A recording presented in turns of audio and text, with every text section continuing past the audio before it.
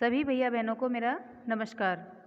आज की इस कक्षा में आप सभी का स्वागत है। आज हम पढ़ेंगे कक्षा 9 की हिंदी पाठ्य पुस्तक क्षितिज भाग 1 का पाठ 2।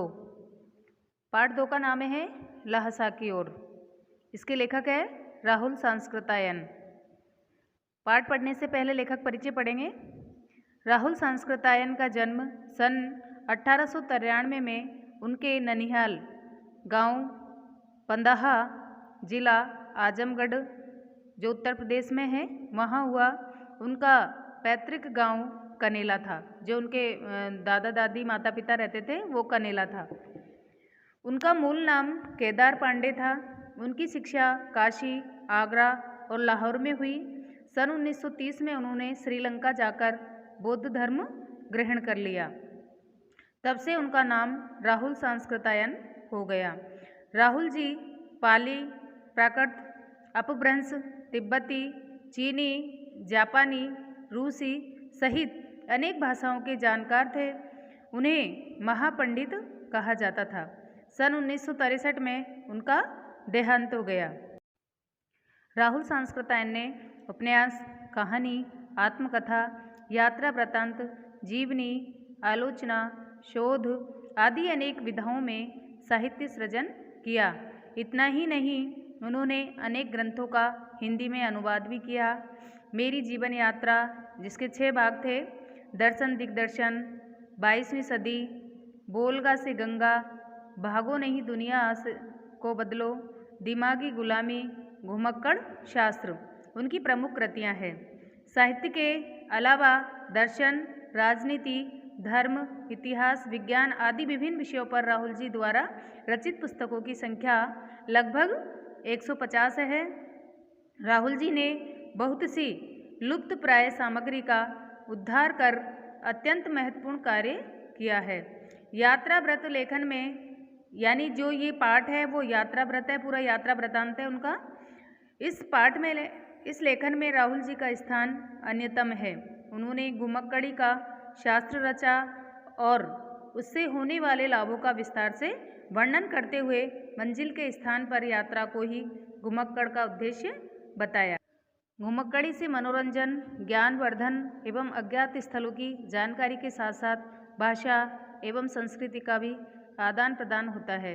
राहुल जी ने विभिन्न स्थानों के भौगोलिक वर्णन के अतिरिक्त वहाँ के जनजीवन की सुंदर झांकी प्रस्तुत की है। ये हुआ हमारा लेखक परिचय। लेखक परिचय ढंग से याद करना है, परीक्षाओं में प्रश्न भी आता है लेखक परिचय का। लेखक परिचय के बाद अब पढ़ते हैं पाठ परिचय।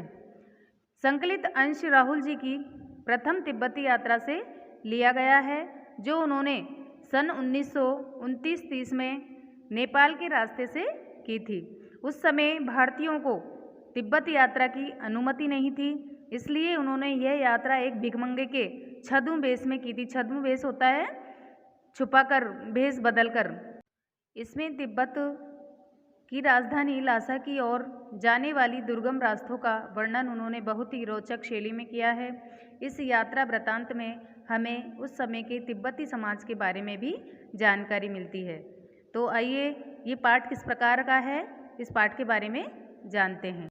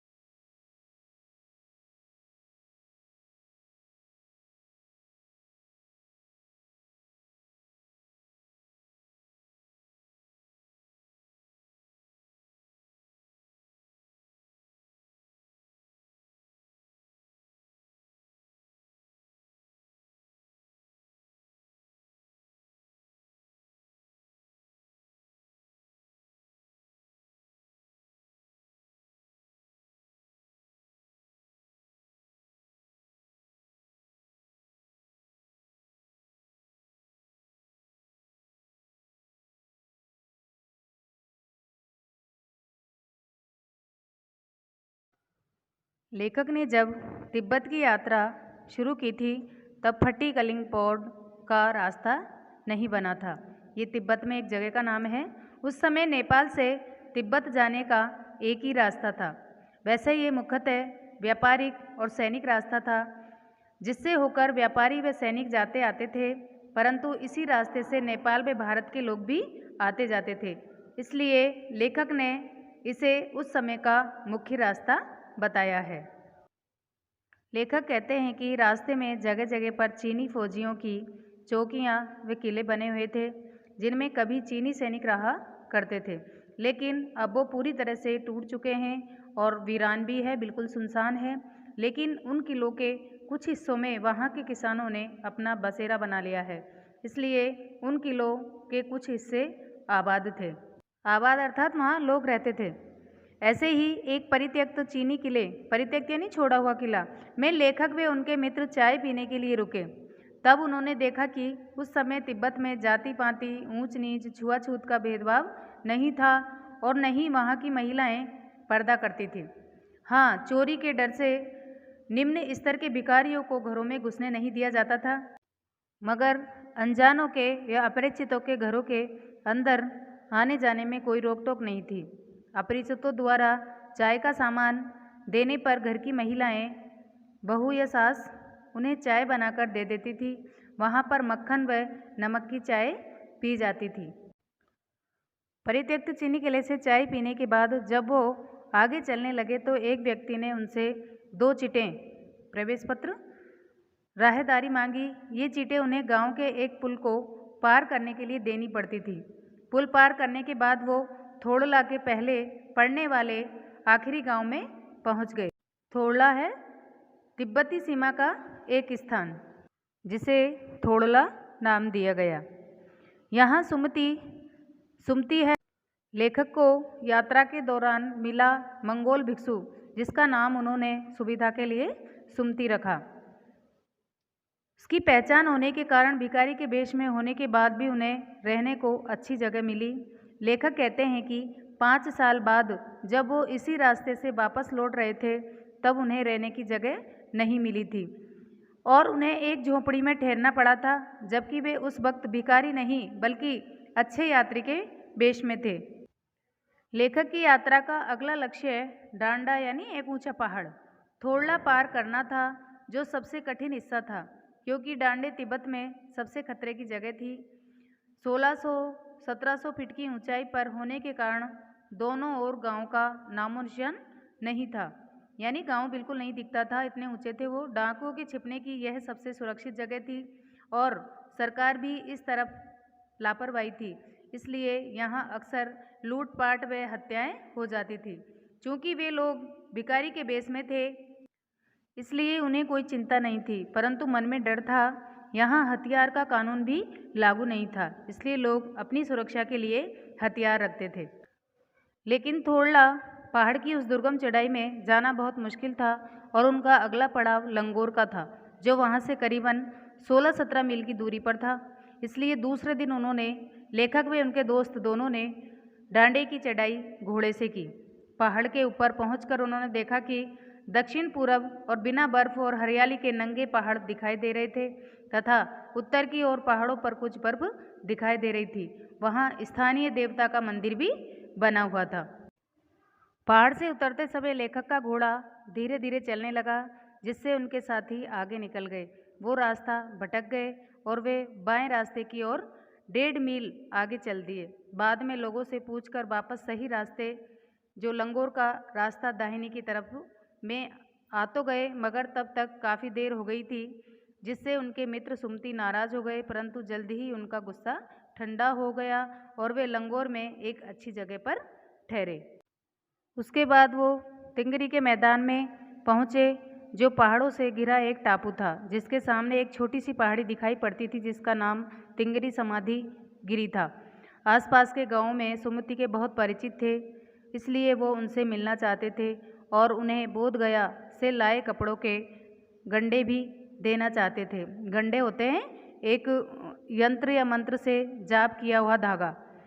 परंतु लेखक ने उन्हें मना कर दिया और लहासा पहुंचकर उन्हें पैसे देने का वादा किया। इस बात पर सुमति मान गए और उन्होंने आगे बढ़ना शुरू किया। उन्होंने सुबह चलना शुरू नहीं किया था, इसलिए उन्हें कड़ी धूप में आगे बढ़ना पड़ रहा था। कुली नहीं मिलने पर वे अपना सामान पीठ पर लादे और हाथ में डंडा लिए चल रहे थे। सुमति यहाँ एक और यजमान से मिलना चाहते थे, इसलिए उन्होंने बहाना कर टोकर बिहार की ओर चलने को कहा। तिब्बत की जमीन छोटे बड़े जमींदारों के हाथों में बटी हुई थी। इन जागीरदारों का बड़ा हिस्सा बौद्ध मठों को भी जाता था। अपनी अपनी जागीर में हर जागीरदार कुछ खेती खुद भी करता था, जिसके लिए मजदूर उन्हें बेगार में मिल जाते थे। बौद्ध भिक्षु भी खेती की निगरानी करते थे। लेखक शेखर की खेती के मुखिया नमसे से मिले। उनके मठ में एक अच्छा मंदिर था, जिसमें बुद्ध वचन की हस्तलिखित 103 पोथियाँ रखी थी। लेखक इन्हें पढ़ने में व्यस्त हो गए। इसी दौरान सुमति ने आसपास के अपने यजमानों से मिलकर आने के लिए लेखक से पूछा, जिससे लेखक ने खुशी खुशी मान लिया। दोपहर तक अपने यजमानों से मिलकर सुमति भी वापस आ गए। चूँकि तिंगरी पहाड़ से ज़्यादा दूर नहीं था, इसलिए उन्होंने अपना सामान पीठ पर उठाया और नमसे से विदा लेकर आगे चल दिए। तो ये हुआ अपना पूरा पाठ। अब इसके प्रश्नोत्तर करेंगे। जय हिंद।